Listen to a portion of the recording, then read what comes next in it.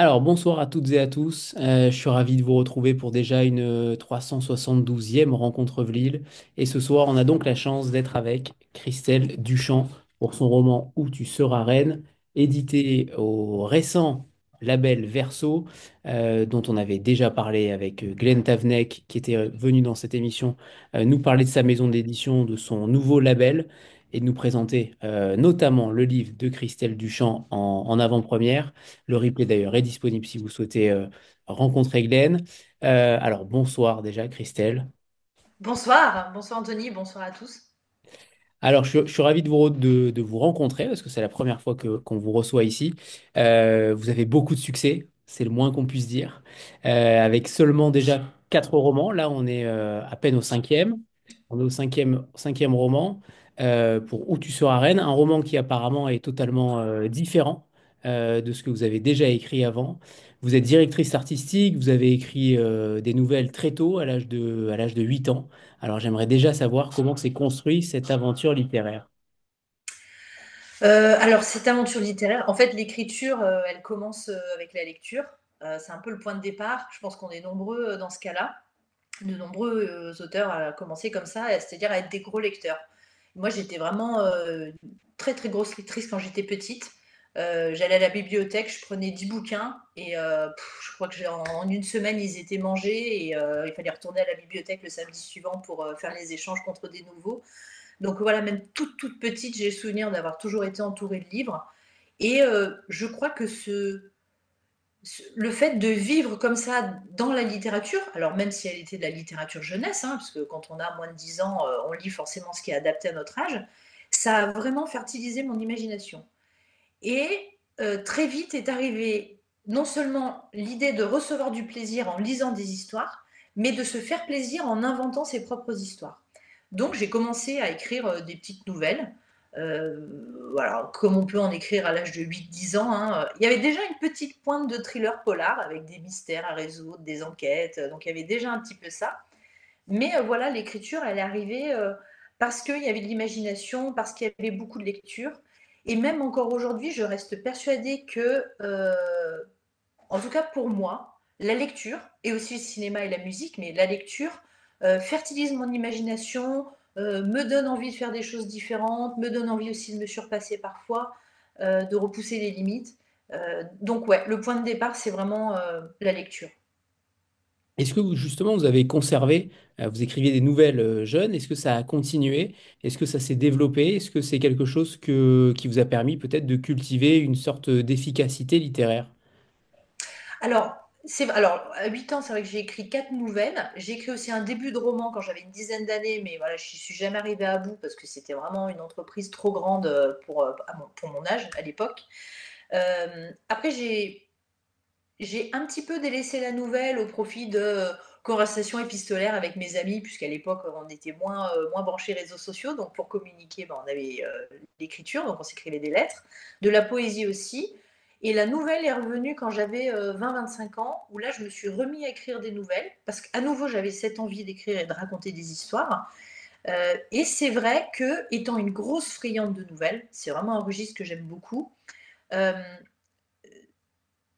j'avais envie d'aller sur ce terrain-là justement pour travailler cette efficacité dont vous parlez. C'est-à-dire que la nouvelle, c'est très court. Voilà, il faut qu'on dise le maximum et qu'on transmette le maximum d'émotions en un minimum de pages. Donc c'est vrai que c'est un petit peu l'école de l'efficacité, ouais.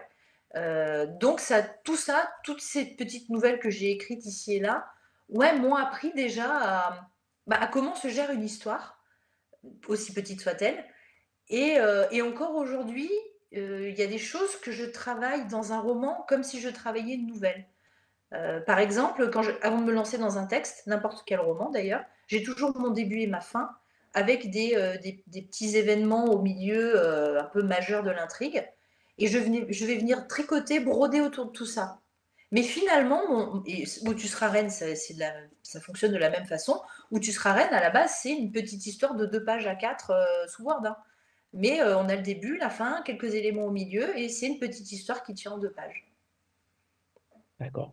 Alors justement, on est ici avec Où tu seras reine dans un cinquième roman. J'aimerais vraiment savoir comment s'est passée cette genèse.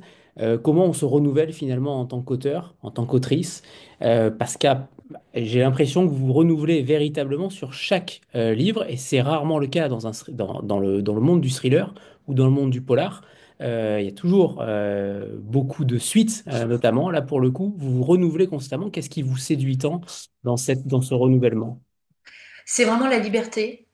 Moi, j'explique vraiment que écrire, pour moi, c'est mon bac à sable, c'est ma liberté.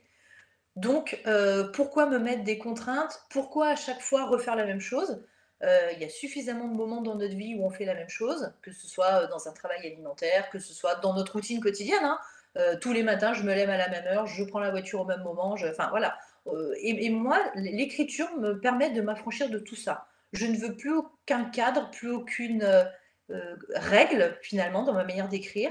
Donc, si j'ai envie de changer de personnage, de lieu, de thème, de structure narrative, de genre même, puisque L'Art du meurtre, c'était un vrai thriller gore. Enfin, quand je dis vrai thriller, c'est dans le sens même polar gore, avec une enquête, voilà, quelque chose de très ciblé polar. Et à côté de ça, on a le suivant qui est Le sang des Belasco, qui est un huis clos familial. Donc, enfin, voilà, j'essaye vraiment de me faire plaisir, de me surprendre aussi moi-même, parce que si j'arrive à me surprendre, je vais aussi réussir à surprendre les autres et les lecteurs.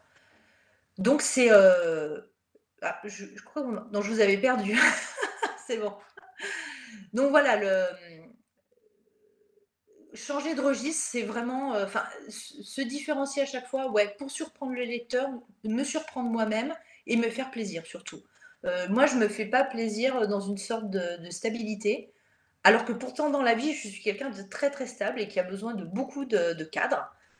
Mais dans l'écriture, c'est tout l'inverse qui se passe. Très bien.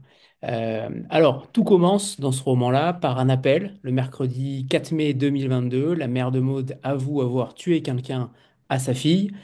Comment justement cette genèse, qui est évidemment très intrigante, c'est le moins qu'on puisse dire, puisque ça va nous tenir en haleine pendant longtemps.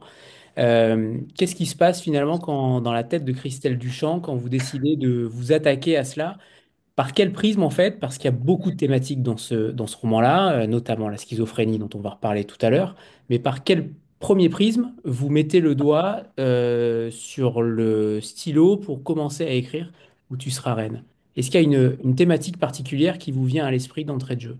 Oui, la thématique particulière. Alors c'est vrai que vous axez parfaitement bien le sujet parce que mon point d'entrée dans l'écriture arrive toujours par une thématique. Une thématique et une structure narrative, j'y reviendrai après. Mais souvent j'ai une thématique. J'ai envie de parler d'un sujet. J'ai envie de traiter un sujet et souvent d'aborder ce sujet sous l'angle de la limite et de répondre à la question, alors de proposer ma réponse à la question, jusqu'où peut-on aller au nom de? Et parce que je trouve que la notion de limite est une thématique très très très riche pour le polar et le thriller.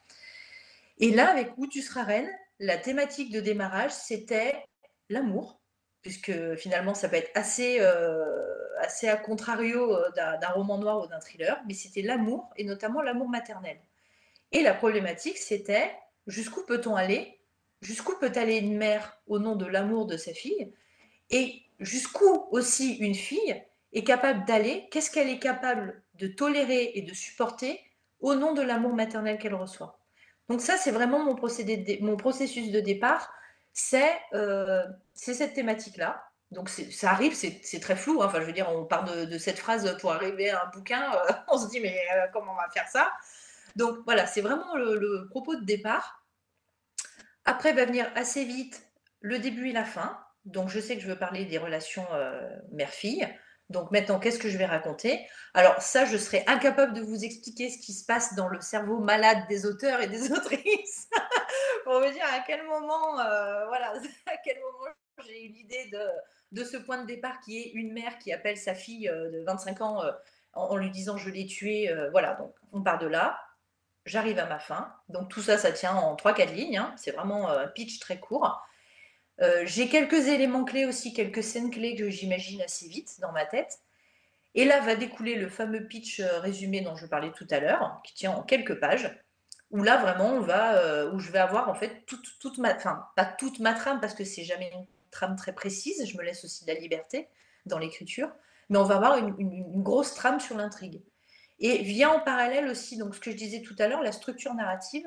C'est-à-dire que là, par exemple, dans Où tu seras reine, c'est une structure narrative du type, on va dire, Cluedo, chasse au trésor, chasse au trésor de l'horreur, hein, où on va avoir finalement cette jeune femme, donc Maude, qui, pour comprendre l'appel paniqué de sa mère quand elle lui dit je l'ai tué, qui va explorer la maison de son enfance, qui va donc se rendre chez sa mère, qui va explorer sa maison d'enfance et qui va aller de pièce en pièce, donc salon, cuisine, les chambres, pour trouver des indices et trouver des réponses, et d'une sur son enfance, et de deux sur aussi la réponse à ma mère a tué quelqu'un, mais a tué qui? Donc c'est un peu à contrario des thrillers ou des polars habituels. C'est-à-dire souvent le polar, on connaît les victimes, mais on ne sait pas qui est le meurtrier. Là, on sait qui a tué, mais on ne sait pas qui cette mère a tué. Donc ça va être un petit peu tout le... Donc une fois que j'ai cette structure narrative, qui est vraiment le déroulé dans les pièces de la maison, j'ai mon début, j'ai ma fin, j'ai ma thématique, et là je vais pouvoir... Alors souvent il y a il y a un gros temps de repos. C'est un peu comme une pâte à crêpes.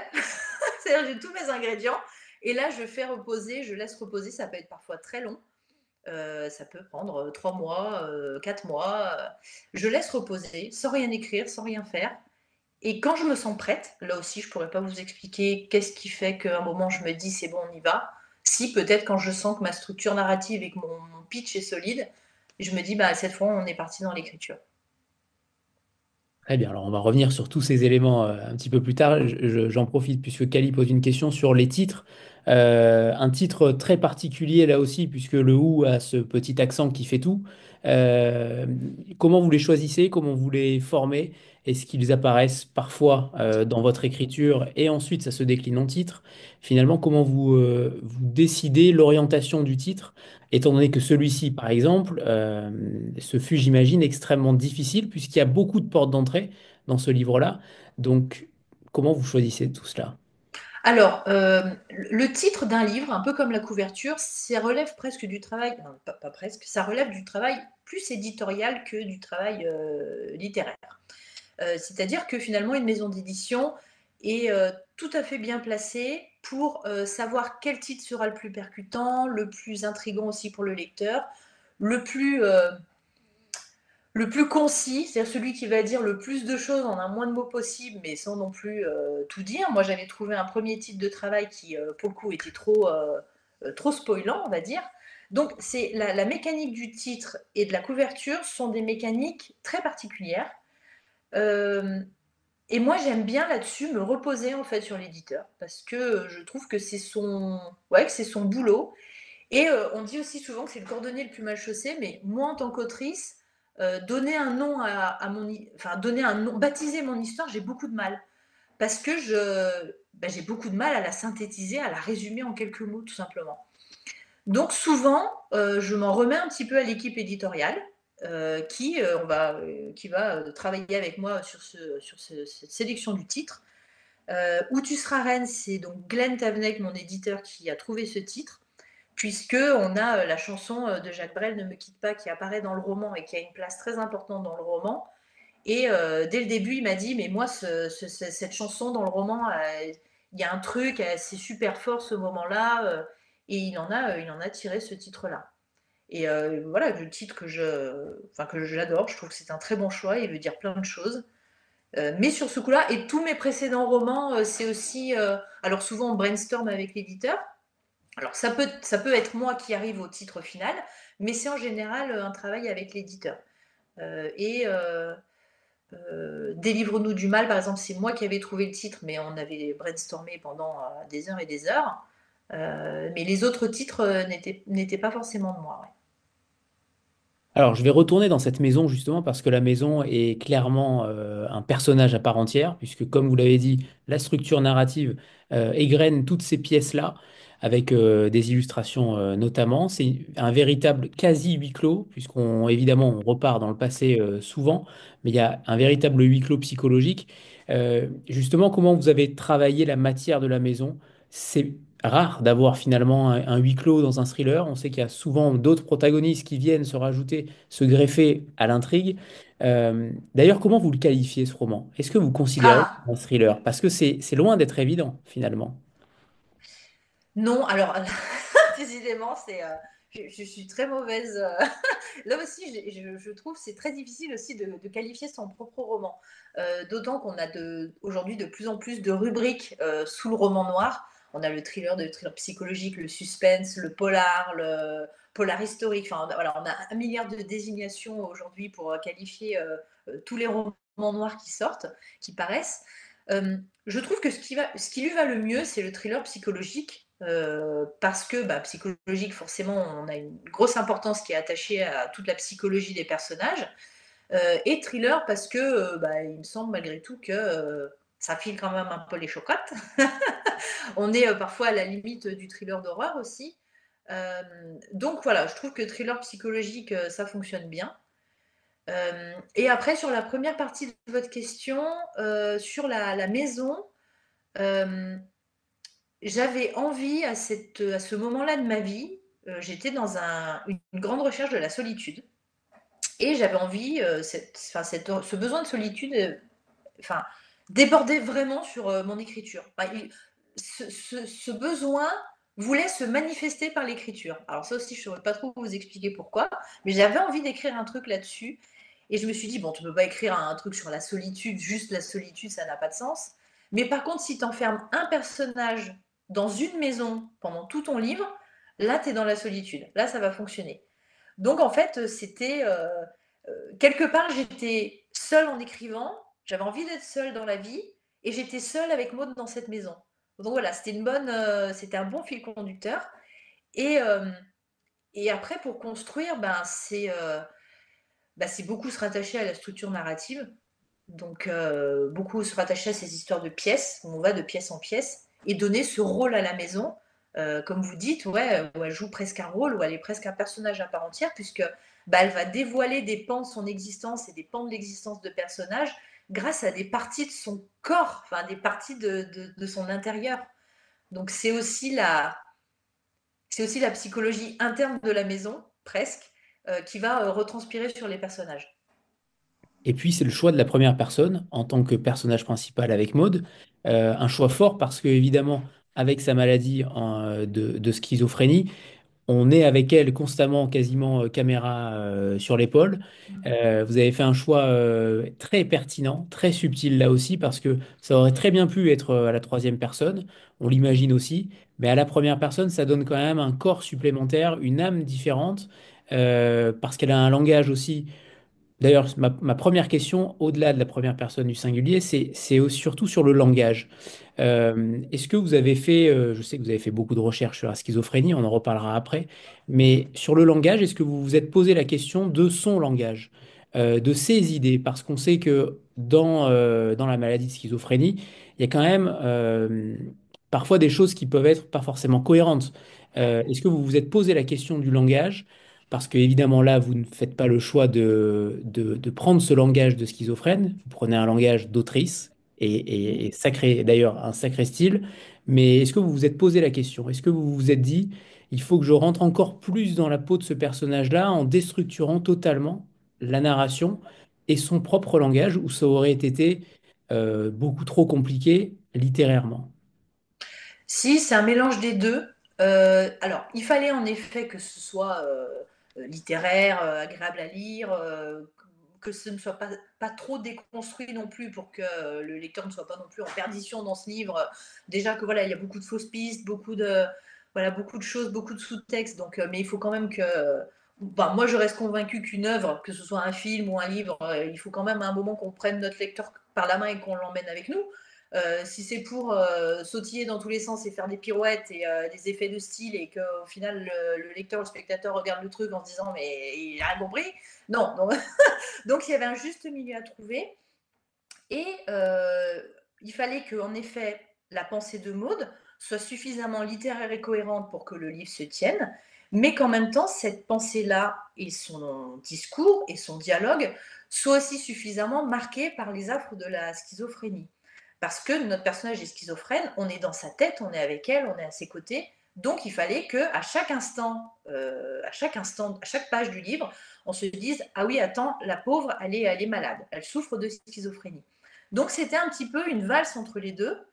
Euh, Vraiment, très concrètement, j'ai lu énormément de témoignages, même pas des rapports de schizophrénie. Alors, ici, il y a eu des rapports de schizophrénie, des trucs très cliniques, très médicaux, où il y a tel symptôme, ça d'accord. Mais il y a eu aussi un gros versant où j'ai lu des témoignages de personnes schizophrènes. Il y a notamment d'ailleurs, alors il n'est pas schizophrène directement, c'est son frère Gringe qui a écrit un bouquin sur son frère, où là, voilà, il avait lui aussi, en tant que personne extérieure, un regard sur un patient, un malade de schizophrénie. J'ai aussi écouté énormément de podcasts de gens qui racontaient leur maladie, qui racontaient leur quotidien. Et j'ai essayé d'être sensible dans les podcasts à la façon dont ils s'exprimaient, à la façon dont parfois ils utilisaient les raccourcis ou les informations se percutaient un peu.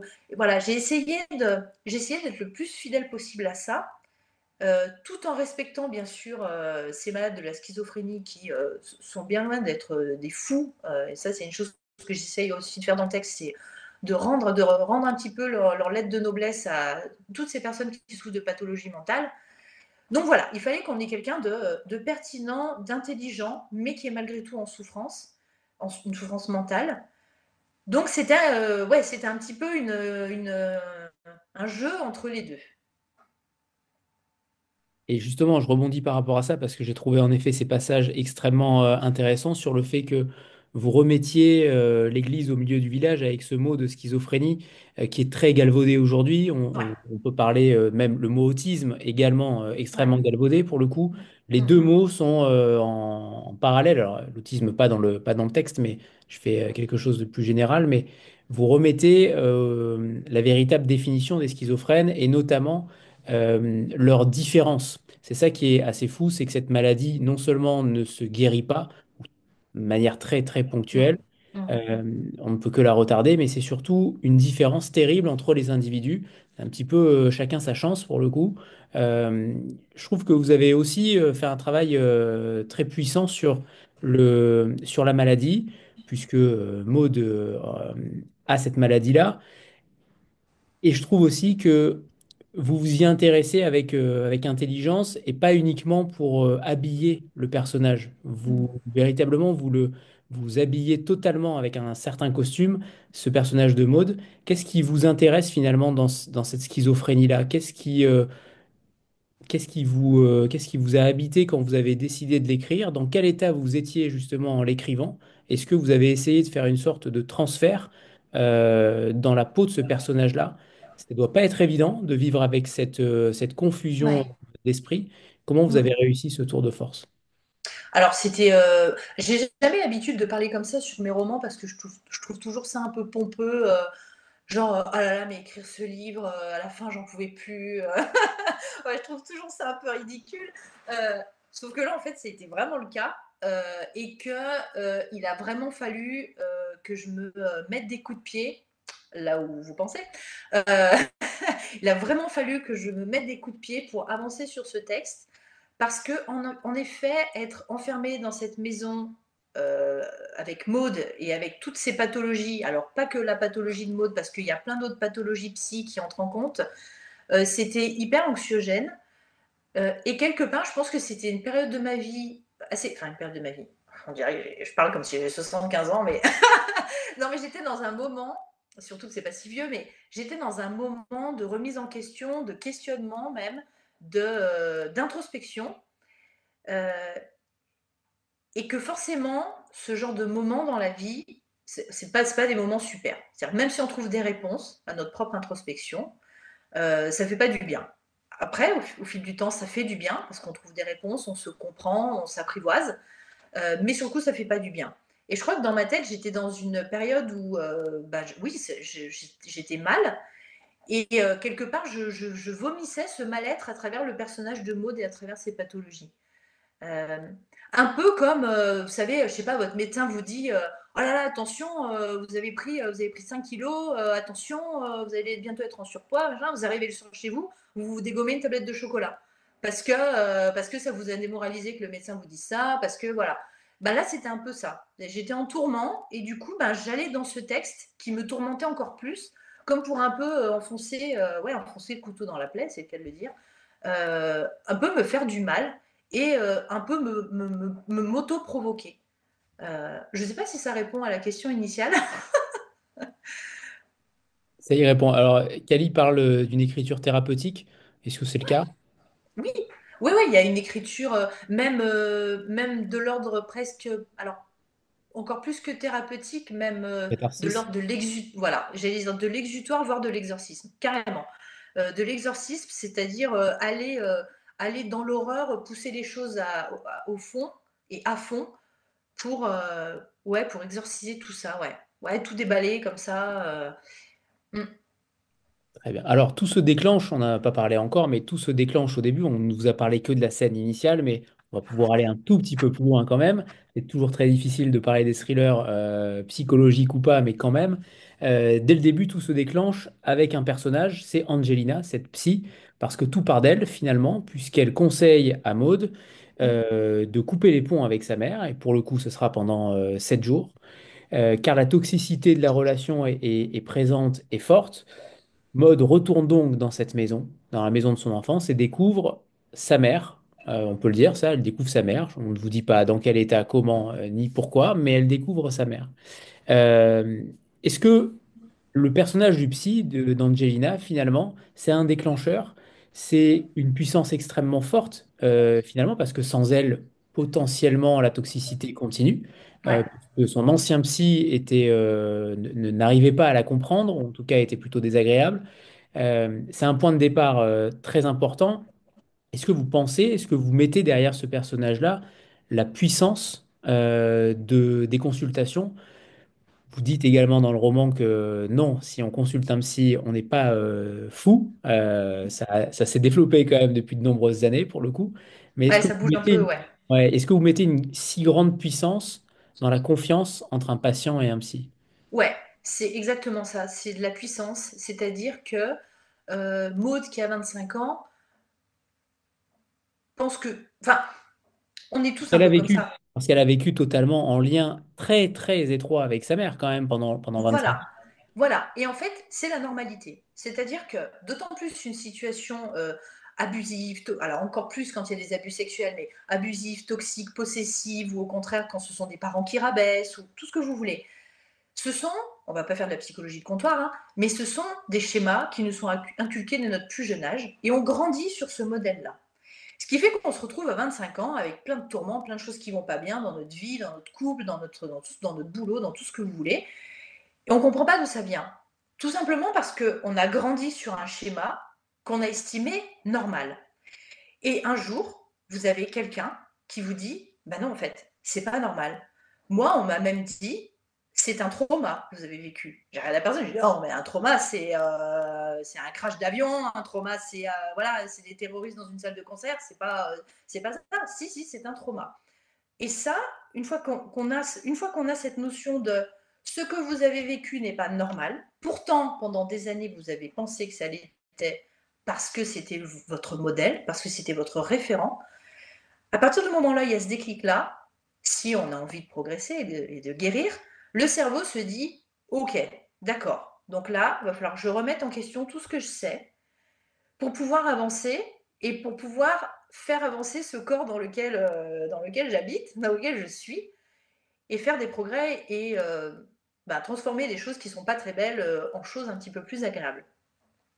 Donc, le point de départ de ce roman, c'est la prise de conscience. C'est-à-dire que Maud aime sa mère d'un amour fou, sa mère l'aime aussi, elle s'aime, c'est que de l'amour en fait. Et ça aussi, on parlait de thématique initiale du roman, mais c'est de ça aussi dont ça parle. On part de l'amour. Le point de départ, c'est l'amour. Sauf que, à un moment, on dit à Maud, attention, cet amour n'est pas normal. Cet amour est un petit peu trop. Est-ce qu'il ne faudrait pas lever un petit peu le pied? Est-ce qu'il ne faudrait pas un petit peu moins voir votre maman? Est-ce que vous ne pensez pas que cet amour, elle le dit dans le texte au début, que cet amour vous fait autant de mal à l'une qu'à l'autre finalement, puisque l'hyperpossessivité comme ça, c'est bon ni pour l'une ni pour l'autre. Et vraiment, la psy va avoir ce truc de déclencheur. Même si on a des amis autour de nous ou des proches qui nous disent mais non, cette situation-là, elle n'est pas normale. On va les écouter, les amis, on va dire ouais, c'est vrai, t'as raison, ouais, je devrais faire comme ça. Et en fait, au bout de 2 jours, le conseil, il s'est envolé. Je pense qu'on est à peu près tous comme ça. Mais quand ça vient du corps médical, quand ça vient d'une personne extérieure, d'un professionnel, d'autant plus un professionnel en qui on a confiance, il y a encore quelques jours, là, j'ai vu un cours sur YouTube. Ouais, c'était sur YouTube. C'était Jérémy Ferrari qui parlait de son expérience justement avec les psys et qui disait les psys, il faut peut-être parfois en voir un, deux, trois, quatre, cinq différents, peu importe, on s'en fout. Il faut trouver le bon. Et il faut continuer, enfin, il faut essayer jusqu'à ce que vous trouviez le bon et jusqu'à trouver celui qui va vous mener sur la bonne voie et avec qui vous serez en confiance. Et Maud, c'est ça. Maud, elle va trouver Angelina, qui va être la bonne psy, et qui va lui ouvrir les yeux, et qui va être cet élément déclencheur dans sa vie, et du coup, pour moi, du récit.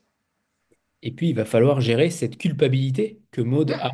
Ouais. Cette culpabilité très forte du fait d'avoir coupé les ponts pendant quelques jours, qui va déclencher peut-être, en fait, c'est une projection finalement, puisque si elle avait répondu ces 7 jours, potentiellement, tout aurait été peut-être différent. On ne sait pas, mais ce qu'il y a, c'est, je trouve que la manière dont vous le faites, cette coupure de contact, elle a aussi du sens aujourd'hui, dans un monde où justement on est quand même véritablement gangréné par les Mm. communications, par le temps qui va très vite.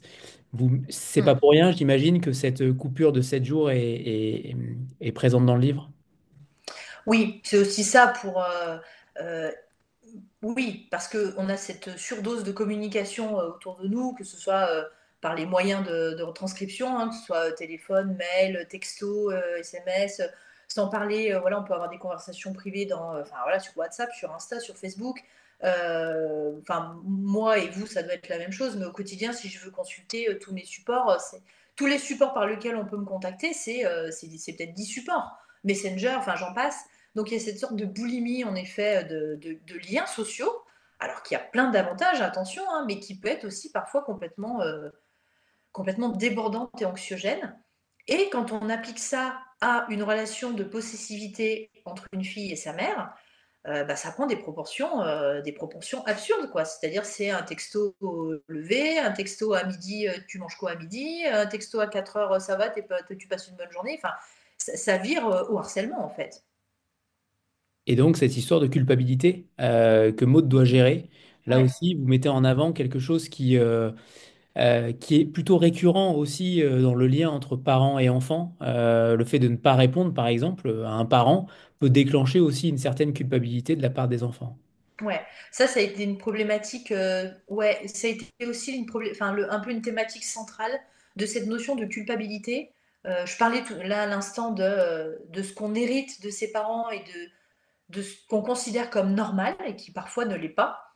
Euh, mais oui, il y a forcément ce poids de la culpabilité parce qu'on se dresse contre l'autorité parentale, parce qu'on se dresse contre un ordre établi, on se dresse contre une éducation aussi parfois.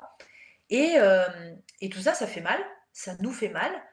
Et on se dit, ben non, j'utilise très souvent dans le texte le mot ingrat. C'est souvent de l'ingratitude. Euh, une mère possessive, on ne va pas décrocher à son appel. Derrière, quand on la rappelle 2 heures après, oh là là, ben, t'as pas répondu, je m'inquiétais, je pensais qu'il t'était arrivé quelque chose. Voilà, on va tout de suite. Après, il y a des relations, même mère-fille, qui sont même encore plus compliquées que ça, où on va tout de suite aller dans le chantage, etc.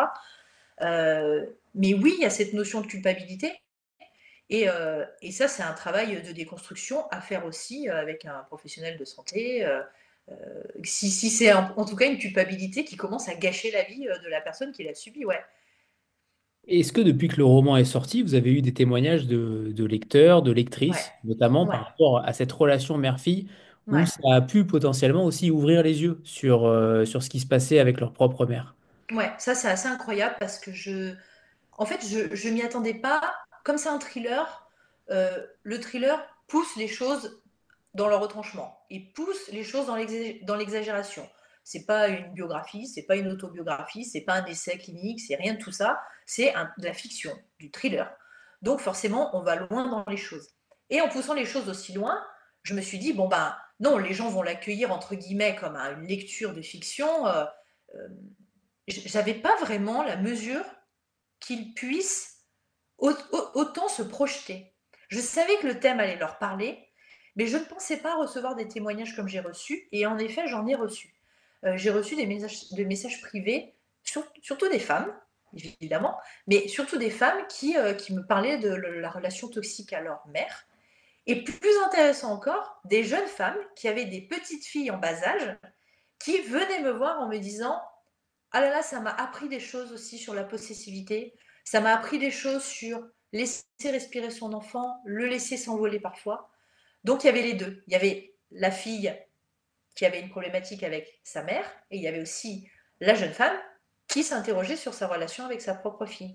Mais en effet, j'ai beaucoup de lectrices qui sont venues me voir et qui sont venues discuter avec moi de ces problèmes, de ces problématiques-là. Et c'est assez touchant parce que déjà, on voit que son texte, aussi dur soit-il et aussi fictif soit-il, ben, peut faire résonner des choses.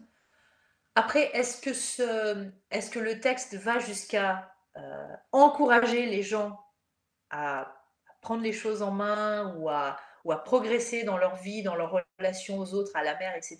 Je ne sais pas. Mais en tout cas, ça permet de discuter sur le sujet. Moi, ça me permet d'échanger avec eux et de formaliser les choses, de parler, c'est aussi le début, un début de traitement, entre guillemets, un début de soins et de médication. Donc c'est très bien. Qu'est-ce qui vous séduit finalement tant dans les cicatrices du passé, puisque c'est aussi une grande thématique du livre, les cicatrices de l'enfance. Mm. Euh, Qu'est-ce qui vous séduit tant dans l'horreur, dans le fait de creuser dans le sillon d'un, des névroses humaines? Est-ce qu'il y a quelque chose en vous comment dire, qui a une sorte de parallèle, de parallélisme entre tout cela? Comment vous, vous arrivez à finalement comprendre aussi la part de vous qui dit, j'ai envie d'aller dans cette thématique-là, dans ce souterrain-là? Est-ce que vous vous êtes posé la question de vous, en réalité, pourquoi vous êtes là? Pourquoi vous êtes en train d'écrire des thrillers? Pourquoi est-ce que ça a une résonance particulière avec votre passé? Est-ce que ça a une résonance particulière avec vos envies aujourd'hui pour décrire le monde?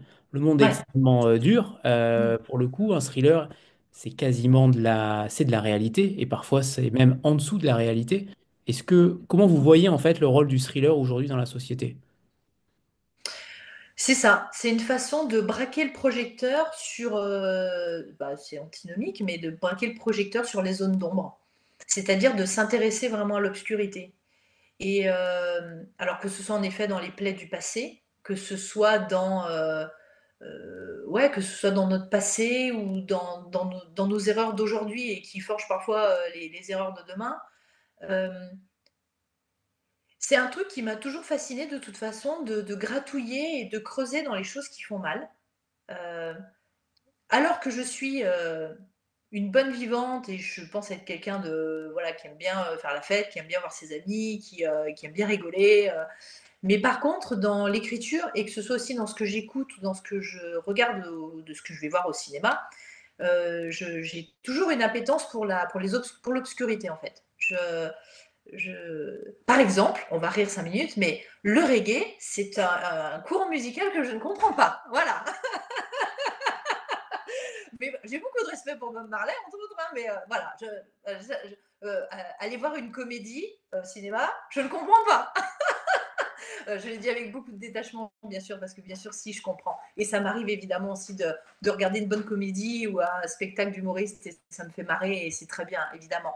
Mais j'ai toujours été beaucoup plus attirée par l'obscurité, euh, parce que pour moi,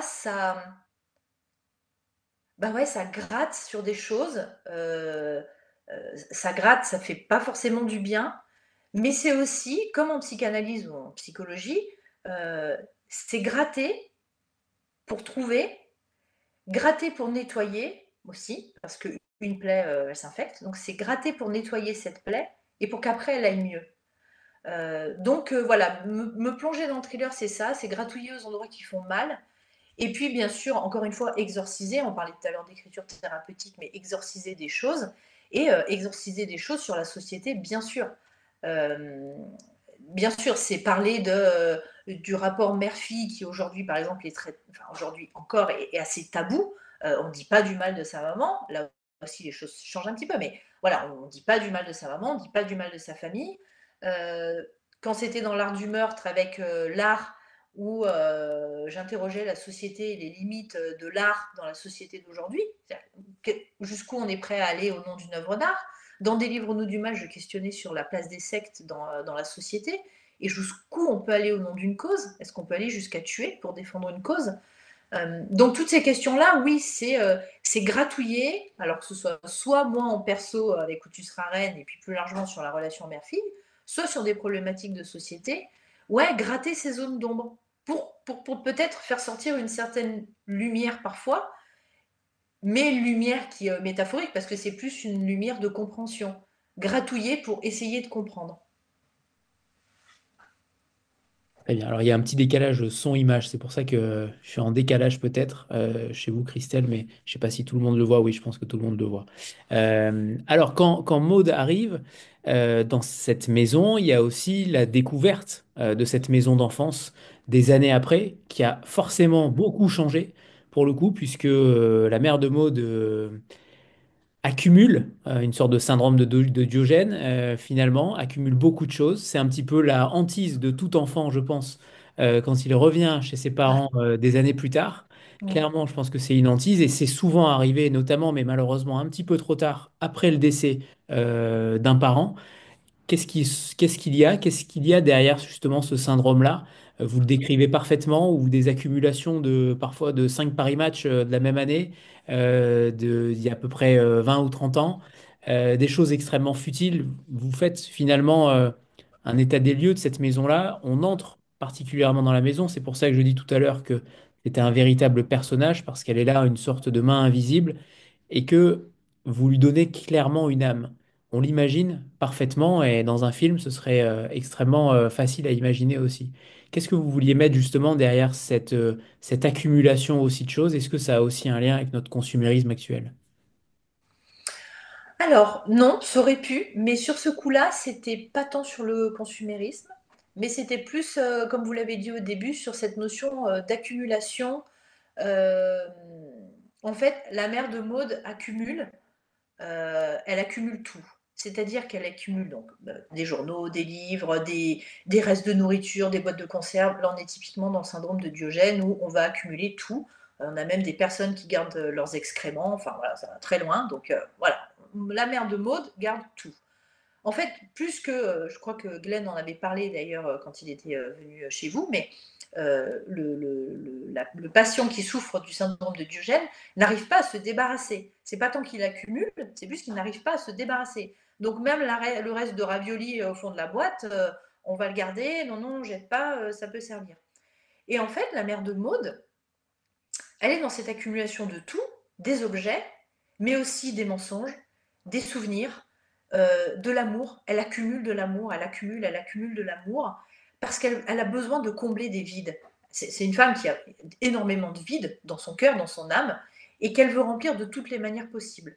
Donc elle remplit concrètement et on va dire physiquement par des choses et des objets, et après elle remplit par d'autres façons son âme, son intérieur, son elle-même en fait. Donc là, elle va remplir par cette hyperpossessivité avec Maud, par de l'amour en cascade.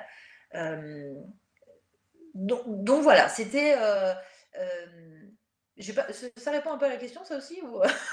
Oui, oui, oui, ça y répond, bien sûr. Oui, oui, vous parliez du consumérisme. Donc non, on n'est pas tant, en tout cas dans ce roman-là, on n'est pas tant sur une question du consumérisme, mais plus de, vous savez, quand je décrivais la mère, je pensais aussi à ces personnes, vous savez, qui nous sortent des rancœurs vieilles de 30 ans.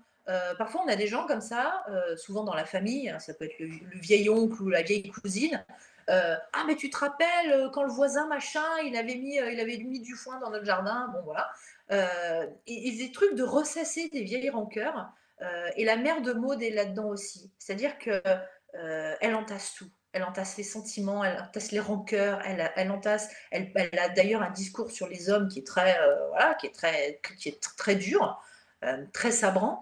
Et donc voilà, elle est vraiment dans cette accumulation-là.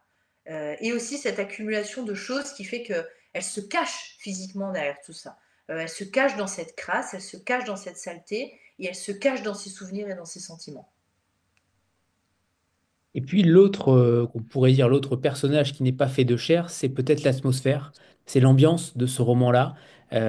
Certains pourraient le trouver parfois un peu glauque, un peu angoissant, parce qu'en réalité, vous arrivez à manier les choses de manière à ce que finalement, on se sente un petit peu mal à l'aise quand on lit Mm. cette relation-là, cette relation toxique. Comment vous avez réussi à créer une ambiance dans quelque chose qui est écrit finalement? C'est extrêmement Ouais. difficile de créer une ambiance à l'écrit. À l'oral, ça pourrait très bien se faire, mais à l'écrit, c'est beaucoup plus délicat et rares sont ceux qui arrivent à le faire. Et je trouve que là, vraiment, on sent quasiment l'odeur de cet appartement. Il y a véritablement des effluves qui nous viennent. Alors parfois, c'est pas forcément évident, mais je trouve que vous créez vraiment une ambiance, une atmosphère particulière. Quels sont vos ressorts par rapport à cela?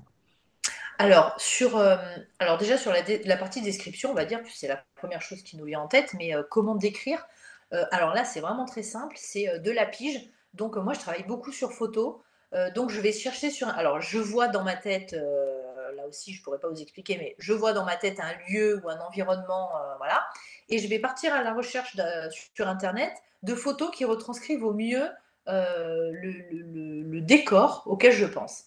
Et là, je vais m'imprimer des planches. Alors là, par exemple, ça se passe dans un corps de ferme en pierre. Donc, du coup, j'ai trouvé des photos du corps de ferme tel que je l'imaginais. J'ai même fait aussi des petits croquis, des petits plans. Sur le syndrome de Diogène, bah, évidemment, j'ai imprimé des planches entières de maisons dans des états pas possibles. Donc, tout cet aspect descriptif, on va dire, donc tout ce qui passe par le sens de la vue, là, c'est vraiment de la documentation pure et dure et de l'imagination. Après, sur ce qui va être des autres sens, comme par exemple ben, le bruit des mouches, par exemple, ou les petites pattes des cafards sur le carrelage. Les odeurs aussi, ça va être de l'odeur de viande pourrie, ça va être des odeurs de renfermés, de champignons, de vieux papiers, tout ce que vous voulez. Là, sur ces odeurs-là, bah, clairement, je vais puiser dans ma propre expérience et je vais me dire, ok, donc là, on est dans une cuisine, donc ce que je vois, c'est un frigo à moitié ouvert, dedans c'est dégueulasse. À gauche, à droite, pardon, j'ai un sac poubelle. En face, j'ai de la vaisselle croupie dans un évier. Donc, vaisselle croupie, qu'est-ce que ça sent? Bon, ça sent ça. Un sac poubelle, qu'est-ce que ça sent?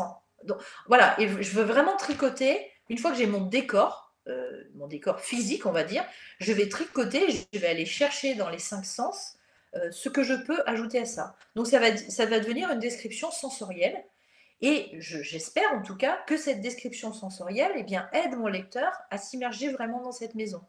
J'aurais pu juste lui dire, Maud rentre dans la cuisine, c'est dégueulasse, il y a des poubelles partout. Bon, voilà. Là, si je dis Maud rentre dans la cuisine, il y a des poubelles partout, ça sent le vieux ravioli pourri, il y a des mouches qui fondent partout, il y a des asticots qui sont sortis par terre. Là, tout de suite, on est plus dans le même truc. Donc, c'est apporter de la précision par les autres sens. Donc, la vue, l'ouïe, le goût, l'odeur, parfois même le toucher, puisqu'à un moment, elle s'effondre dans un sac poubelle et elle dit qu'elle sent une matière visqueuse sous ses fesses. Euh, et je Bon crois appétit. que, voilà, désolé, hein, 10h53. Euh, je, moi, j'avais peut-être tendance, en tant qu'autrice, à pas aller sur tous les sens, sur nos cinq sens. C'est vrai que parfois, on s'attache à la description des choses. On a tous en tête les descriptions de Tolkien qui nous décrit la contrée sous tous ses angles. Donc voilà, on a plus cette notion de description, d'auteurs qui décrivent. Il y a plein d'autres qui le font par les cinq sens, attention. Hein. Mais moi, j'étais vraiment dans ce truc-là où une description, c'est une description physique. Comme on va décrire un gars, on va dire bah, il est blond avec des yeux bleus, voilà. Et en fait, pour ce livre-là, je me suis rendu compte que juste décrire par la vue, ça ne suffisait pas. Il fallait vraiment compléter par des sensations, ouais, par du son, par de l'odeur, par du goût. Il fallait vraiment rajouter tout ça. pour avoir une description sensorielle qui immerge vraiment le lecteur. Eh bien, parfait. Alors, c'est à vous, Christelle, de nous lire un premier extrait du roman Où tu seras reine. Allez, ça marche. Je contourne la maison et me poste à la fenêtre de la cuisine. Je colle mon front contre les carreaux, rassemble les mains autour de mon visage et scrute la pièce. Je tente de me repérer, de fixer mon attention sur un détail familier, mais les lieux sont faiblement éclairés.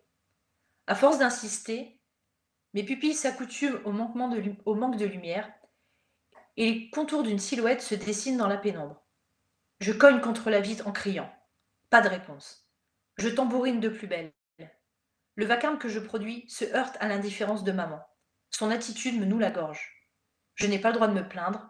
Elle agit en conséquence de mes actes. J'ai été égoïste. Maman m'en veut et elle a raison. Je persévère et m'époumonne pour attirer son attention.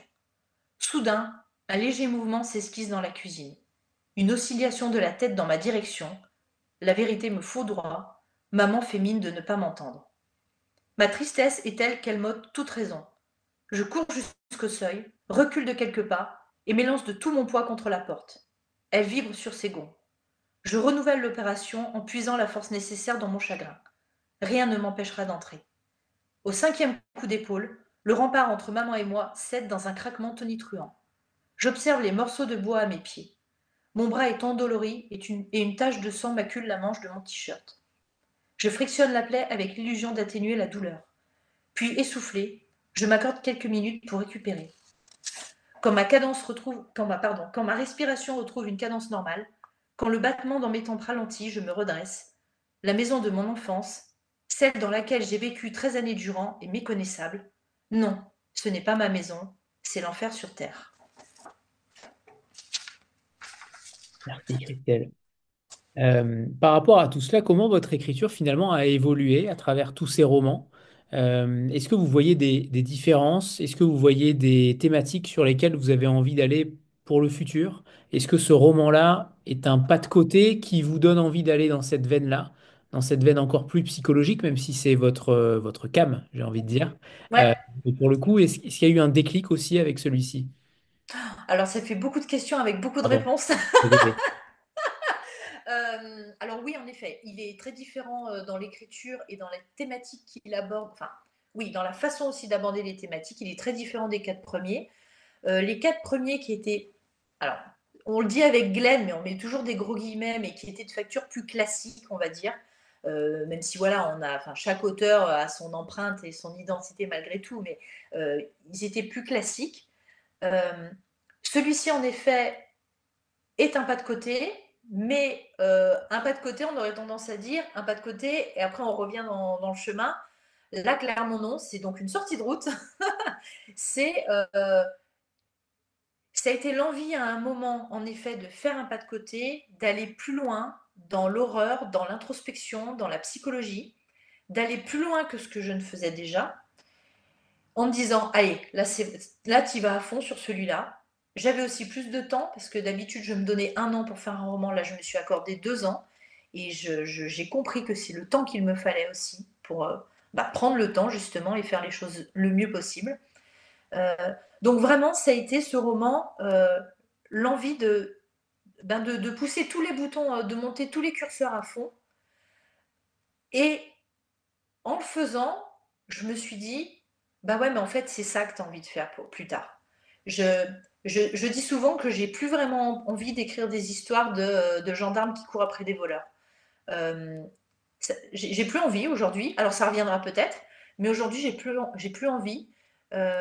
J'ai envie vraiment de me plonger plus dans le thriller d'horreur, plus et surtout dans le thriller psychologique, dans le huis clos presque psychologique. Alors pas forcément des personnages ou un personnage enfermé dans une maison ou dans un lieu, mais vraiment d'être au plus proche de la psychologie des personnages et de suivre l'évolution de personnages, de suivre des gens dans leur quotidien, presque cliniquement parlant. Ça m'intéresse beaucoup. Et ce pas de côté que j'ai fait, pour l'instant, je vais garder ce cap-là et rester dans ce mood un petit peu horreur psychologique. Ouais. Essayer du moins, mais en tout cas, c'est la volonté qui se dessine. Ouais. Et c'est heureux puisqu'on a l'impression que le polar, le monde du thriller, a du mal à se renouveler. Ouais. Aujourd'hui, on a l'impression que beaucoup de choses se ressemblent finalement. Mmh. Et forcément, se démarquer avec ce genre de récit, à mon sens, c'est un pari évident et gagnant. Euh, Bah, c'est très gentil, mais alors on parlait tout à l'heure aussi, je rebondis sur ce que vous dites parce que on parlait tout à l'heure, je vous disais avant d'être autrice, je suis une lectrice. Et, euh, et c'est vrai que moi, en tant que lectrice, je lis des bons polars, bien sûr, il y en a plein. Mais en fait, souvent, je suis triste parce que il ne me reste pas grand-chose de ces polars une fois que je les ai refermés. Alors, on a passé un bon moment, bien sûr, c'est bien écrit, on avait envie de retrouver son livre le soir. Mais je suis sans arrêt, moi, dans ce questionnement entre est-ce que je veux faire du divertissement ou est-ce que je veux mettre un peu une claque dans la gueule des lecteurs. Alors, une claque qui va être agréable ou pas, hein, ça, c'est pas à moi d'en juger, ce sera au lecteur de le dire, mais un peu de secouer le lectorat. Et en fait, je me rends compte que c'est ce que j'ai envie de faire. J'ai envie de. C'est pour ça aussi que je dis plus. J'ai pas envie de faire du divertissement dans le sens le gendarme qui court après le voleur. Euh, ouais, de vraiment faire quelque chose de plus amener les gens à s'interroger, secouer les gens. D'ailleurs, en dédicace, je le dis quand les gens me demandent, enfin les lecteurs me demandent de parler d'où tu seras reine et qui ils le choisissent parmi tous mes titres, je les préviens, je leur dis attention, ça secoue. Mais d'un côté, je souris un peu au fond de moi en disant ouais, vous allez voir, ça va bouger. Parce que j'ai envie que quand on referme ce livre, ben, il nous reste en tête en fait.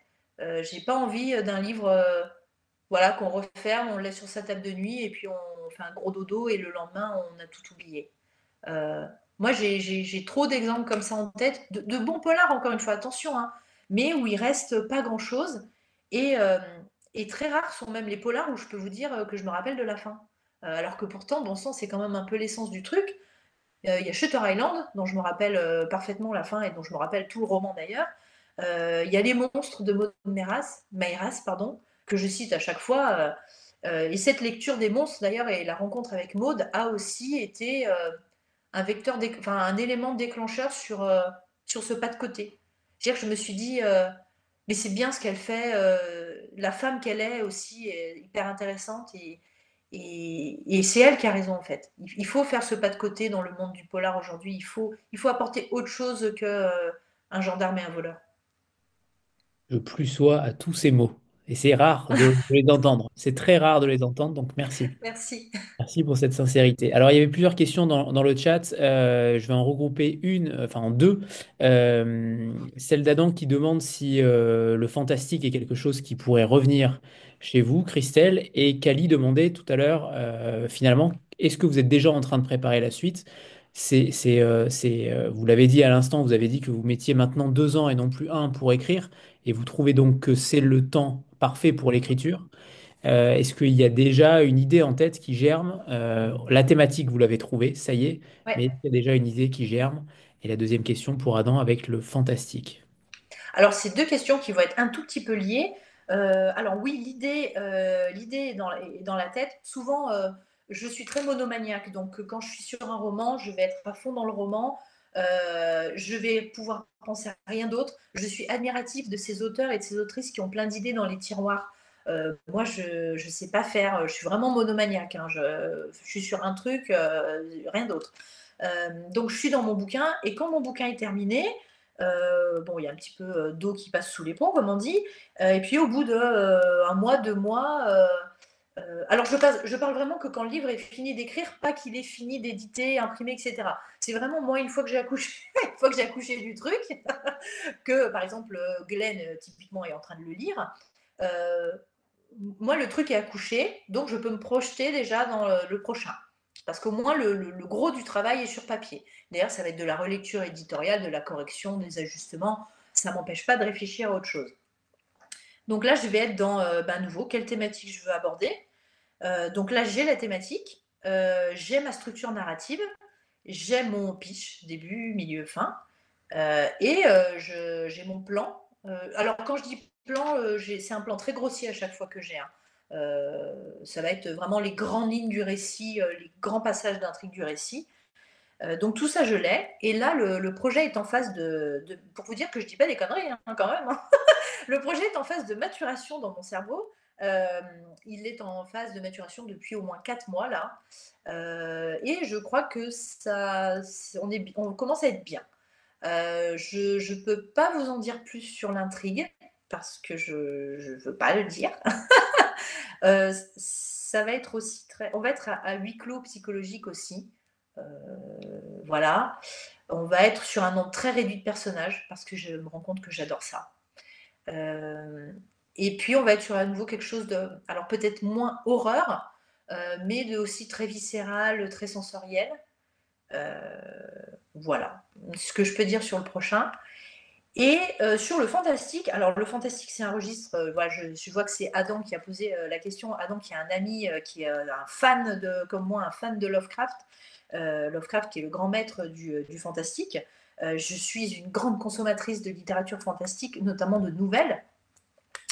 Et le fantastique, j'adore, mais je trouve qu'en tant qu'autrice, comment dire ça? Comme j'aime bien me pencher sur des sujets ou de société ou des thématiques un petit peu générales, etc., je trouve que parfois avoir recours au fantastique, dans ces thématiques-là, ça peut être une solution de facilité. Par exemple, dans l'idée souvenir, qui est apparu chez Point il y a un mois, euh, j'aurais très bien pu céder à l'appel du fantastique avec un personnage qui perd la mémoire. Voilà, on va faire des séances d'hypnose. Voilà, il y aurait très bien pu y avoir une notion de fantastique, mais j'ai pas voulu exploiter ça parce que ça facilite pour moi le récit, ça donne des facilités à l'intrigue. Parce que j'évolue dans le thriller. Bien sûr, demain, je pourrais très bien faire un roman entièrement fantastique. Et là, auquel cas, on n'aurait pas cette problématique de céder à la facilité. Mais pour l'instant, un roman entier, c'est pas à l'ordre du jour. Je me sens vraiment à l'aise dans le thriller psychologique. Euh, Par contre, dans le prochain, il y aura des petites touches de fantastique qui s'expliqueront, enfin, qui auront une raison d'être. Mais il y aura des petites touches. Mais revenir au fantastique en tant que tel, non, pour l'instant, c'est pas un désir que j'ai. Très bien. Et en vous écoutant parler, Christelle, je me dis que l'écriture, pour vous, c'est une sorte de jeu, en fait.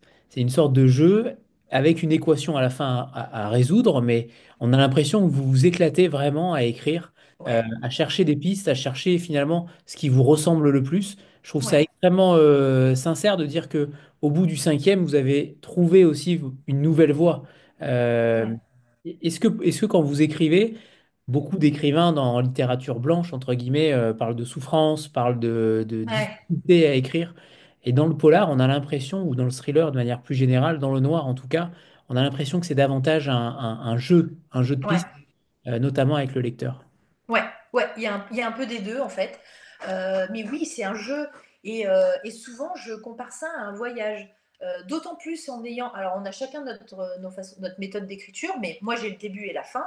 Et comme je suis extrêmement machiavélique, euh, j'ai donc la fin, donc je sais où je vais emmener mon lecteur. Donc je compare souvent ça à un voyage. C'est-à-dire que je vais emmener mon lectorat en voyage.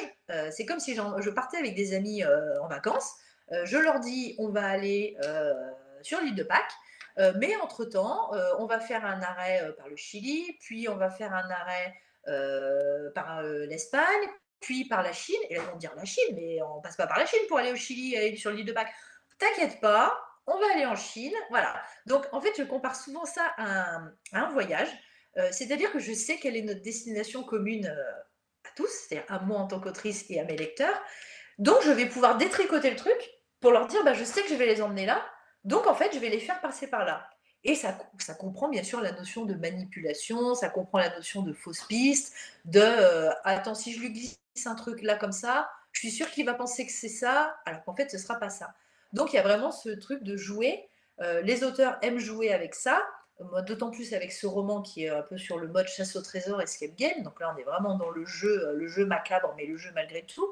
Donc nous, les auteurs en effet de polar, on aime ça, jouer avec nos lecteurs.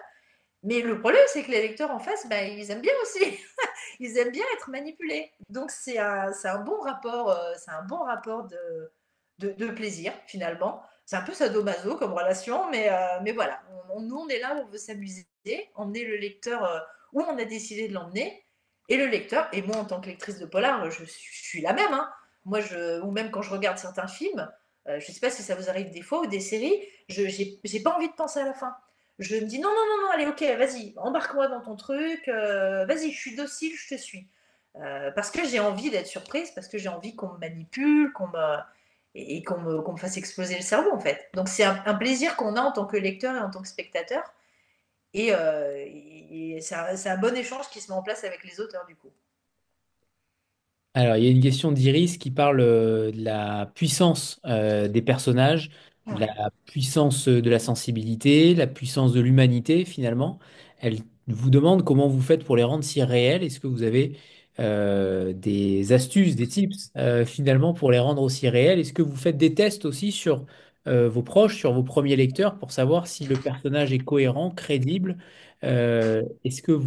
Comment en fait vous façonnez tout cela? Alors, sur les tests, tout ce qui est bêta lecture, tout ça, je suis aussi une grande solitaire dans l'écriture, puisqu'en fait, j'ai pas de bêta lecteur, enfin, j'ai pas de communauté de lecteurs autour de moi, de pré-lecteurs, on va dire.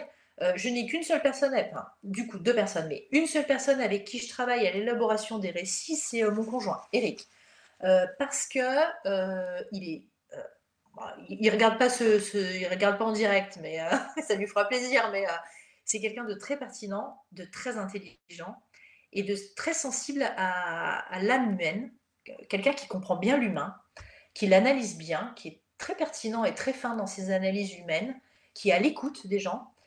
Et du coup, quand je suis en phase, justement, vous savez, j'ai expliqué de pitch, de maturation justement du projet, souvent j'échange sur l'idée avec lui. Je lui dis alors voilà, je vais raconter une histoire qui se passe ici, avec tel personnage, ils vont aller là, et à la fin il se passera ça.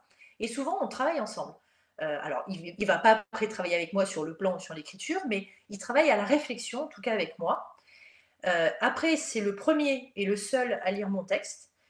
Et ensuite, souvent, je le remets à mon éditeur. Donc, vous voyez, il n'y a pas vraiment de bêta lecteur.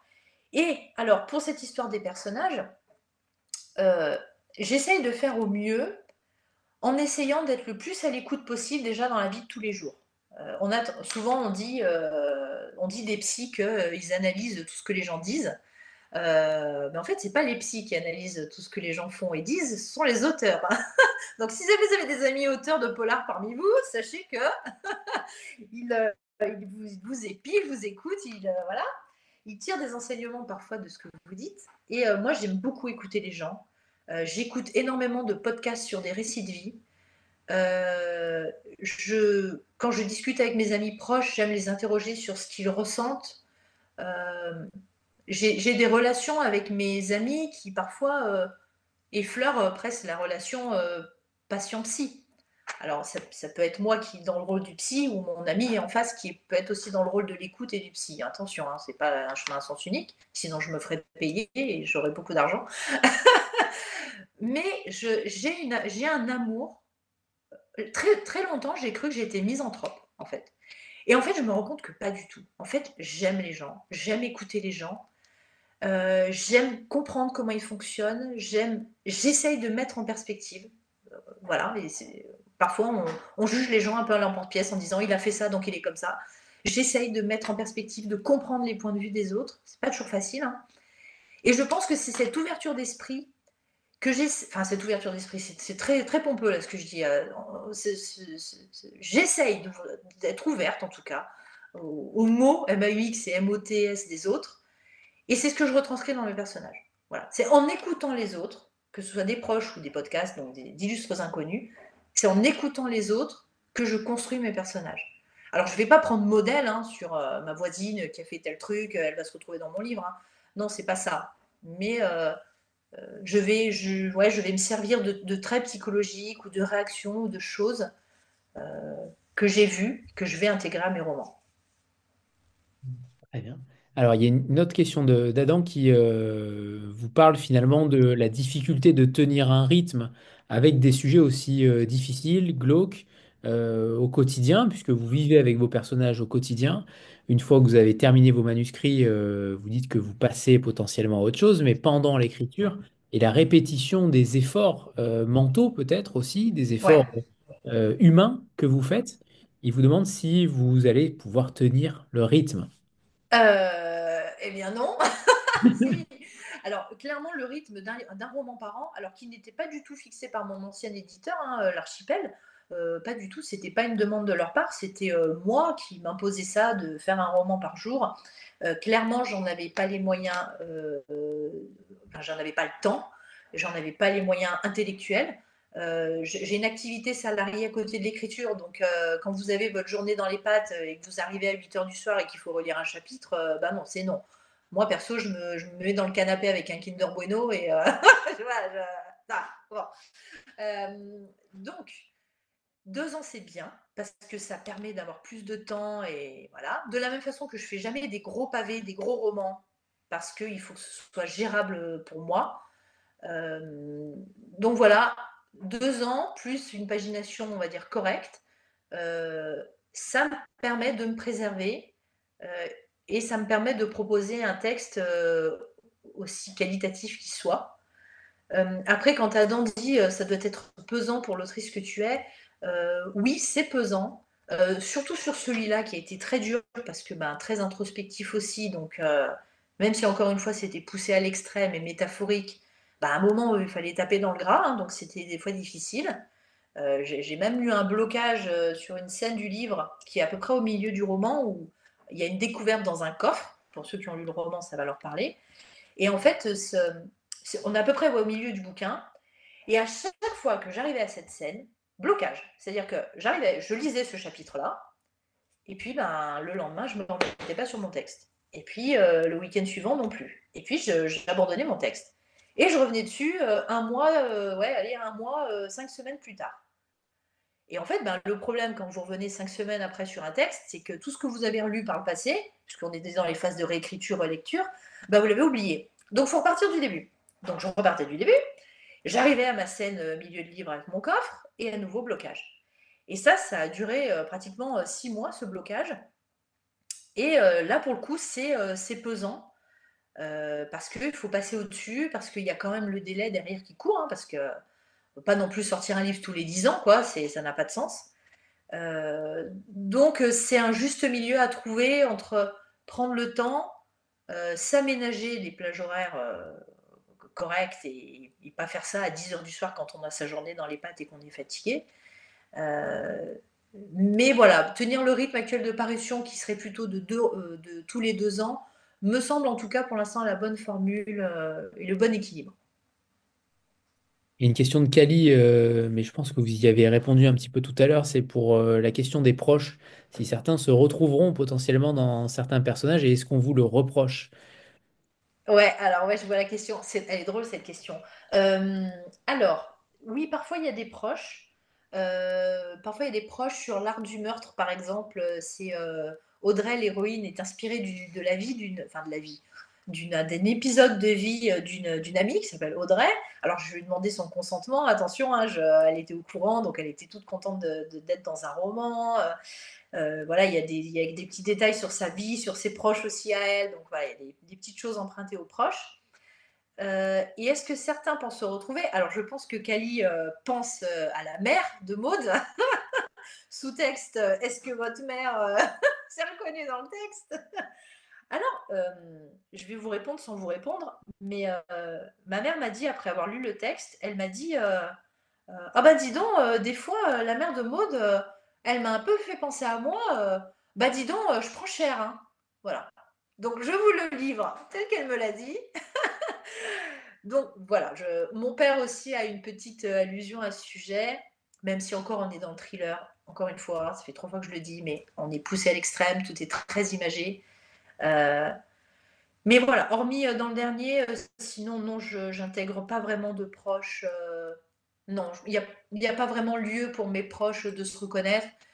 J'aime bien faire des clins d'œil aux libraires, à mes petits libraires chouchous.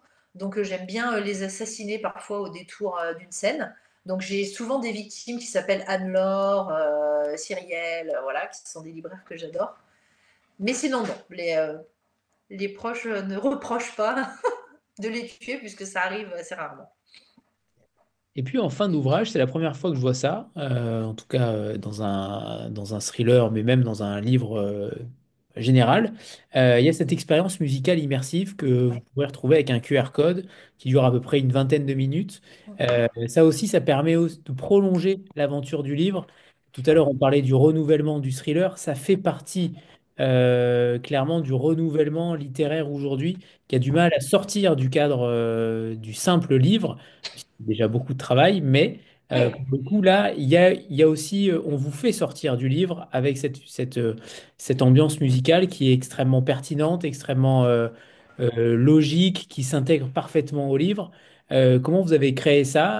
Avec qui? J'ai cru voir que c'était Sabrina Livbardon qui avait prêté sa voix à la mère de Maud. Euh, Ouais. pour le coup, comment vous avez créé ça? Pourquoi vous avez eu cette idée? Alors, l'idée, ça répondait vraiment, encore une fois, à ce roman un peu concept, qui était d'avoir un roman très sensoriel. Et je me suis dit, ben, quitte à être très sensoriel, pourquoi ne pas revivre l'histoire par un autre biais que la lecture, c'est-à-dire par l'écoute d'un morceau, enfin, par un autre sens, qui ne serait plus la lecture, mais qui serait donc l'ouïe et donc la musique. J'aurais pu mettre aussi un gâteau à la fin du roman, mais c'était un peu plus compliqué au niveau logistique, hein. Donc on a plutôt choisi un morceau de musique. Euh, donc il y a ce QR code à la fin que les lecteurs peuvent scanner et qui va leur permettre. Je me suis dit aussi, et vous l'avez dit d'ailleurs tout à l'heure, je crois, mais c'est un roman qui, je pense, quand on l'a terminé, comme certains films d'ailleurs, on se dit, ah oh, purée, en fait, il faudrait que je le relise ou il faudrait que je le revoie pour le voir sous un autre angle. Shutter Island, typiquement, que ce soit le bouquin ou le film, on a envie de. Enfin, le film, moi j'avais envie de le revoir dans la foulée presque, pour voir ce que j'avais manqué en termes de mise en scène, comment il s'est débrouillé pour faire tout ça. Donc c'était une façon d'offrir au lecteur cette relecture, mais sans se repalucher les 300 pages du bouquin. C'était revivre le livre, revivre les émotions du roman avec un morceau musical de 22 minutes. Donc l'idée, elle est venue comme ça. Et j'ai travaillé avec un ami qui est musicien, qui s'appelle, son nom de scène, c'est Mancroy, qui fait de la musique, voilà, de l'ambiance musicale, des compositions. Et je savais que ça pouvait être tout à fait, qu'il pourrait tout à fait exceller dans cet exercice-là. Il a accepté. Je lui ai donné les grandes lignes du roman et il a créé toute cette ambiance sonore et musicale. Il y a plein de choses, hein. Il y a des voix, il y a des bruitages, il y a de la musique, il y a des riffs de guitare, voilà, il y a plein de choses. Sabrina, en effet, qui est voix, c'est son métier, hein. C'est une actrice et elle est voix. Elle fait des lectures à haute voix. M'a prêté donc sa voix pour réciter les strophes lues par la mère de Maud, enfin dites par la mère de Maud. Et voilà, tout le projet s'est mis en place comme ça, avec cette voix d'un côté, ce compositeur de l'autre, et pour créer ces 22 minutes d'expérience en plus du roman. Voilà, pour revivre le roman. Et en plus, le morceau de 22 minutes contient une fin supplémentaire. Enfin, je ne peux pas dire une fin alternative, parce que ça voudrait dire qu'il y a une autre fin, mais une fin complémentaire. Voilà, il y a un petit truc en plus. Il y a un autre twist dans la musique, en fait. Vous avez un twist à la fin du roman, enfin il y en a même plusieurs, mais il y a des twists à la fin du roman, et vous aurez même un twist à la fin du morceau musical. Sur un twist, Christelle Duchamp.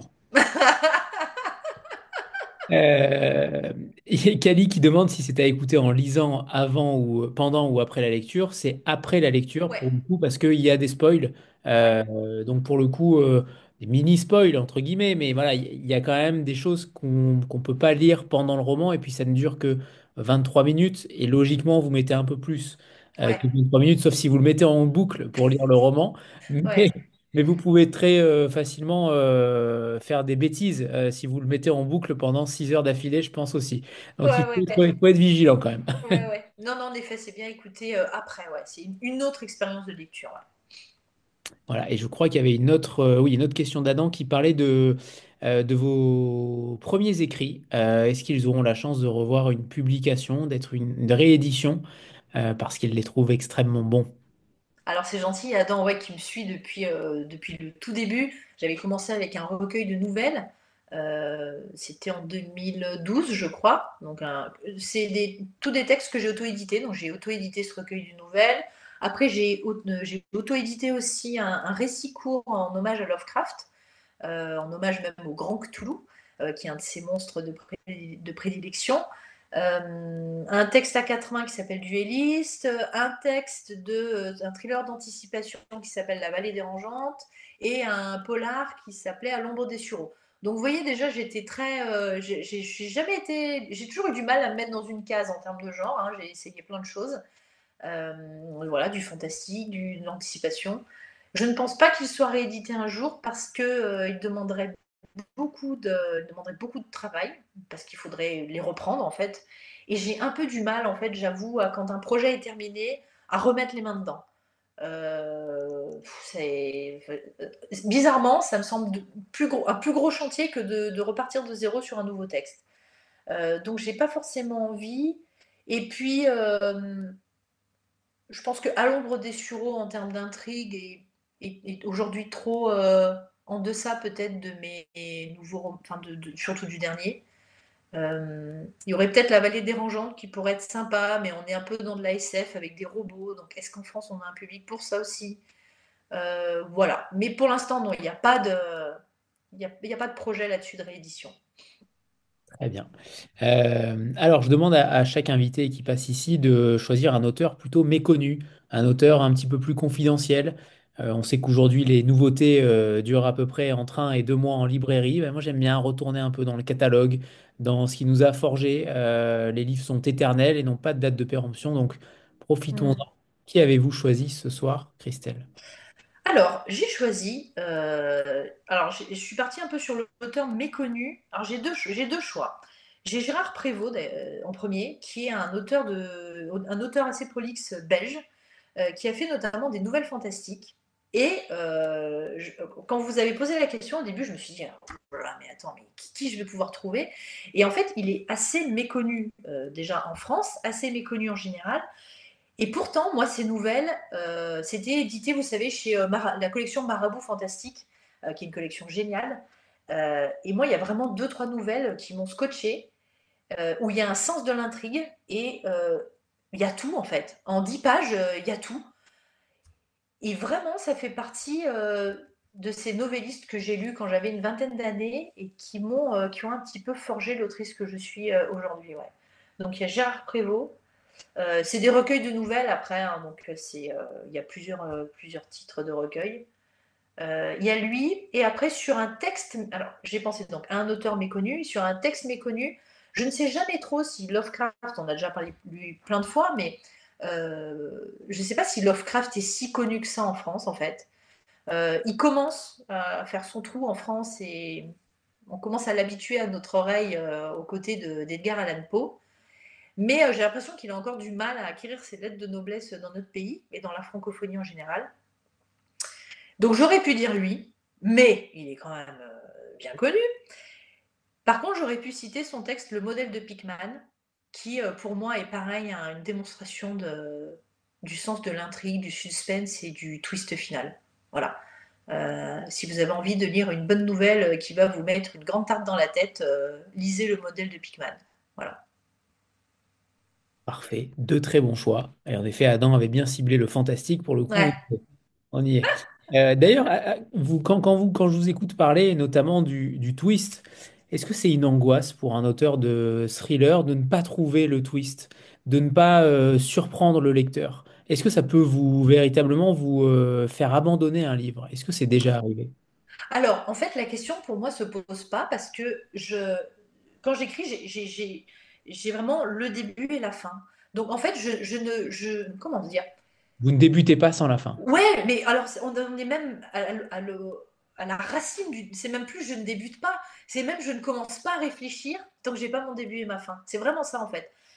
Ça va être vraiment, c'est l'histoire de Christelle Duchamp qui participe à un deal avec Anthony et à la fin, l'étagère d'Anthony écrabouille et on découvre qu'il a Mein Kampf dans son étagère. Ouais, voilà, tiens, voilà, allez, soyons fous, c'est n'importe quoi. On ne risque pas. C'est, je Bon, suis voilà, beaucoup trop la cible. Non. alors, donc ça c'est un pitch, vous voyez, c'est-à-dire j'ai mon début, ah tout se passe très bien, voilà, deux personnes qui discutent, tout va bien, voilà, j'ai mes événements, et puis mon plot twist final. C'est un peu comme une blague en fait. Pour moi, un polar, c'est aussi une blague. Une blague, on a un principe un postulat de départ. deux, trois phrases et puis une chute. C'est pareil en fait. Donc moi, je ne commence pas à écrire de toute façon tant que je n'ai pas cette chute. Ça, c'est clair que c'est le point de départ à toute réflexion. Euh, Par contre, après, ce que je peux avoir peur, c'est que le lecteur crame mon plot twist, qu'il trouve la fin avant la fin. Ça arrive, parce qu'on a des lecteurs qui sont de plus en plus aguerris, de plus en plus fins dans leur analyse, dans leur lecture. Donc on a des lecteurs qui arrivent à griller la fin. C'est rare, mais ça arrive. Et c'est bien aussi, parce que ça ne leur empêche pas de passer un bon moment de lecture. Certaines personnes avaient grillé le criminel dans l'art du meurtre. Euh, c'est et ça leur a pas empêché de passer un bon moment de lecture quand même. Donc c'est l'essentiel après. Bon, cela dit, si vous avez quelques minutes à perdre, je veux bien la nouvelle Anthony qui Ah est oui, écrasé par son étagère. Euh, la deuxi- Vous avez quand même une sacrée imagination. La deuxième question que je pose, c'est celle de vous transposer dans un personnage de fiction. Alors, c'est au sens finalement très large, hein, littéraire, cinématographique ou autre, mais un personnage de fiction pendant 24 heures. Qui ouais. avez-vous choisi et est-ce que vous changeriez son destin? Alors là, j'ai choisi un personnage de bande dessinée qui est alors un personnage de bande dessinée qui est inspiré d'un roman. Alors la bande dessinée s'appelle Par la force des arbres, qui est un roman de Édouard. J'ai pris des notes, hein, mais je n'avais pas les notes en tête. Qui est un roman de Édouard Cortés, roman qui est apparu en 2020. Et donc la BD a été illustrée en 2023 aux Rues de Sèvres par Dominique Mermoux.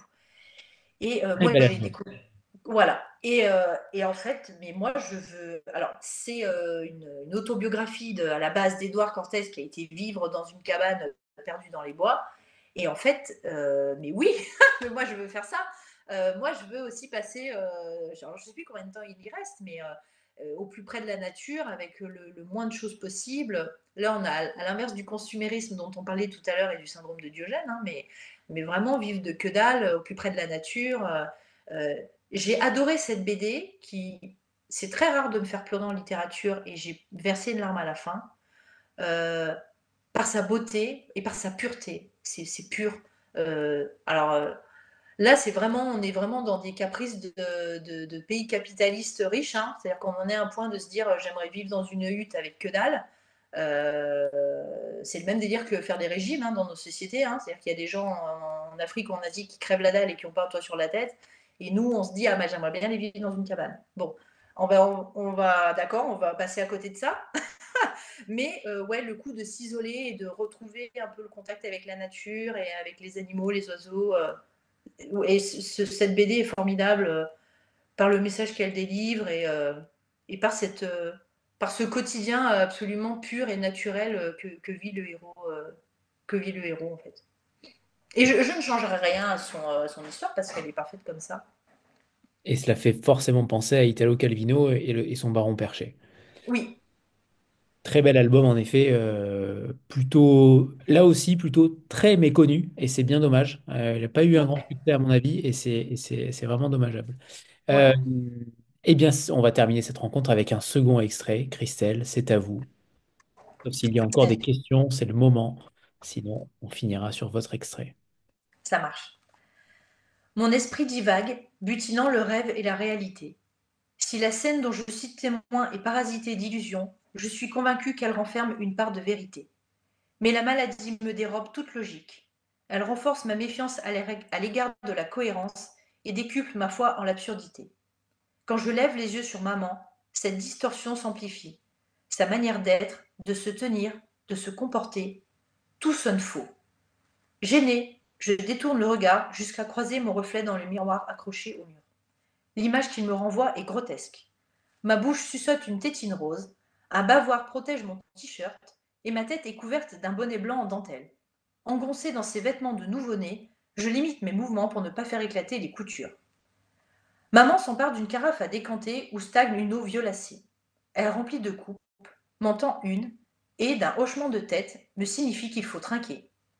Le cristal teinte malgré la distance qui nous sépare. Maman porte le verre à ses lèvres, je l'imite. Je n'ai jamais goûté élixir aussi amer. Je suis tentée de tout recracher, mais maman ne serait pas contente. J'ai beau masquer mon dégoût, elle le remarque et, d'un air sévère, m'intime de finir. Je réprime mes grimaces jusqu'à la dernière goutte. Maman repose sa coupe vide et, sans émotion aucune, s'empare soudain d'un couteau. Le corps toujours animé par cette mécanique d'automate, elle brandit la lame au-dessus d'elle, puis dans un élan, la plante dans son poignet droit. J'aimerais hurler, mais mes cordes vocales sont meurtries. Elles produisent un léger murmure qu'un bruissement d'ailes pourrait couvrir. Ma terreur refuse de s'exprimer, mais je dois prévenir maman des risques qu'elle encourt. Mes yeux se chargent de détresse tandis que mes lèvres esquissent un non implorant. Maman ignore ma panique et préfère s'acharner sur son bras, qui crache à présent des geysers de sang. Elle remue le couteau dans la plaie avec une indifférence malsaine. Le fossé entre son détachement et la souffrance que doit lui provoquer son automutilation me traumatise. Une flaque rouge auréole la nappe blanche, et dans la pièce s'élève une odeur familière de métal. Que le sang, chargé de fer, dégage son propre parfum, facilement identifiable, m'a toujours fasciné. Son goût est lui aussi unique, inoubliable, à tel point que je peux le sentir sur mes lèvres. Mon regard se pose par hasard sur la carafe à décanter. L'envie de vomir me gagne quand je comprends que maman et moi n'avons pas trinqué avec du vin. Buvez-en tous, car ceci est mon sang, le sang de l'alliance qui est répandu pour plusieurs, pour la rémission des péchés. Et voilà. Merci Christelle. Il est temps de vous remercier pour ce roman où tu seras reine au label Verso, Verso Roman. On vous souhaite le meilleur, Christelle, pour cette nouvelle Merci, c'est aventure adorable. du thriller psychologique. Merci beaucoup pour votre invitation et merci à tous ceux qui étaient présents. Avec grand plaisir. Et on se retrouve dimanche avec Frédéric Paulin. C'est la semaine plutôt noire cette semaine. Merci infiniment à tous. Merci. Au revoir. Au revoir tout le monde.